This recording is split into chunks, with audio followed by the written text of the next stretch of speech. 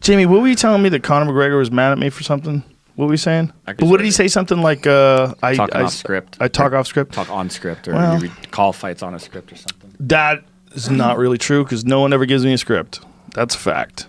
He's got a great following. He's got crazy insight, great guests. Maybe at some stage on the game, who knows? Everybody's waiting for him. I'd like him to call a fight how he sees it, correct? Yeah. Reading off a script though. Yeah. The Diaz rematch, it was like he was reading off the first fight. Alright, I'm not being nice with this one. Joe Rogan's a ding-dong. Not once in my life have I listened to commentary so belligerent, so ghastly. In Conor McGregor and Nate Diaz's rematch, Joe Rogan was the worst commentator I have personally ever heard. And the main reason for this is Conor, in the very first fight, he gassed out in round 2 and lost. And because of that, every moment in the second fight that Nate Diaz did anything remotely offensive, Joe would exclaim that Conor was gassing, he was a shell of his former self, he was about to whittle away and die. Here we have Exhibit A. During the first round, Conor completely controlled the fight. He was landing brutal leg kicks, and he even dropped him once. The second round was more of the same. Conor dropped him again, continued to dominate until about 50 seconds left. So for the far majority of the round, Conor was winning handedly, but with just about a minute left to go, this happens. Nate put pressure and rocks him. And again. First off, nothing landed there. Conor tripped over himself. But you know what? I'm not going to put too much emphasis on this clip in particular because things like that happen. It looked like Nate landed a shot. He actually didn't, and Conor was not rocked. But then this happened. And this is where it gets very egregious. We have ourselves a fight. Nate Diaz weathered the storm, and now Conor McGregor is in trouble. Conor's in trouble there? Really, Joe? You genuinely believe Conor McGregor was in trouble in that clip? Because I did not see it. I saw him trip. I saw Nate Diaz rush him because of that, push him against the cage, and start throwing arm punches. Conor was still moving. He was throwing his own shots. He was defending. I'm sure he was a little tired, but Conor McGregor was in trouble? That is nonsense. That is just utter nonsense. 1-1. That one made me mad. 1-1. Conor dominates 4 minutes and 10 seconds of that fight. Lands a knockdown.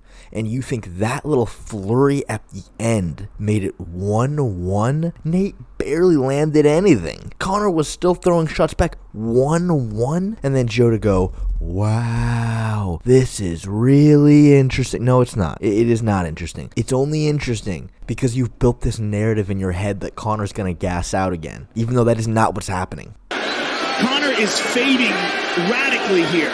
Big, deep breaths, hands moving much slower.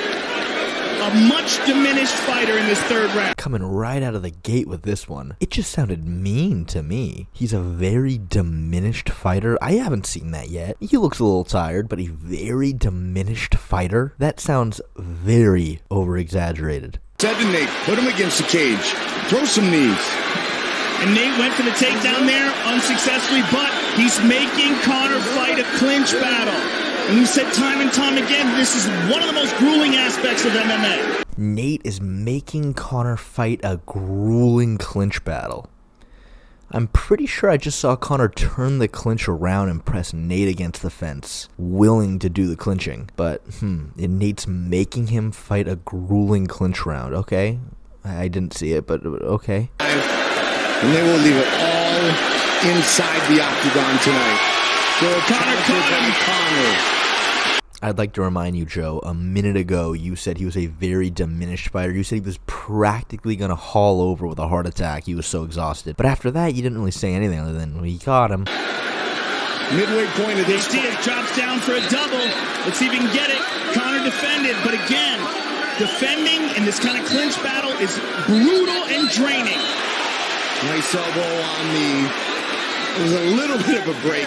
Joe, for the 20th time, we know clinching is tiring. We know you think Conor's gassing because that's what you're expecting to happen. But if you're actually watching the fight, you'll see Conor is winning the clinch. He won that exchange. Punches to the jaw. There's the big body shots.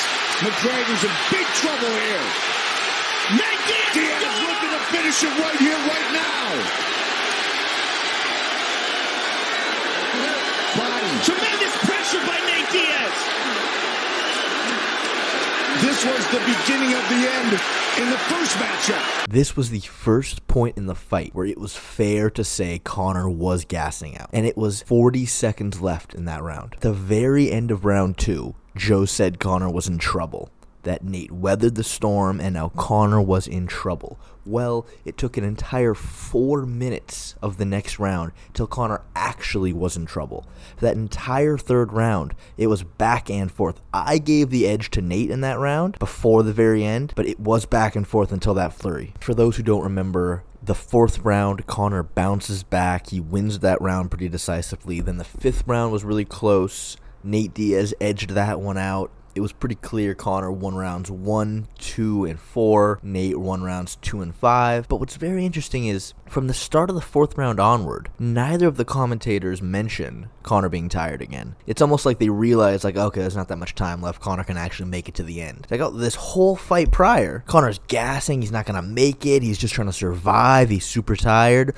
But in the fourth and fifth round, it's like, okay, well, I guess he can actually make this. I guess he's not going to gas out. Look, I understand when it comes to a fight like this, you want to call it with the knowledge of what happened beforehand. I understand that.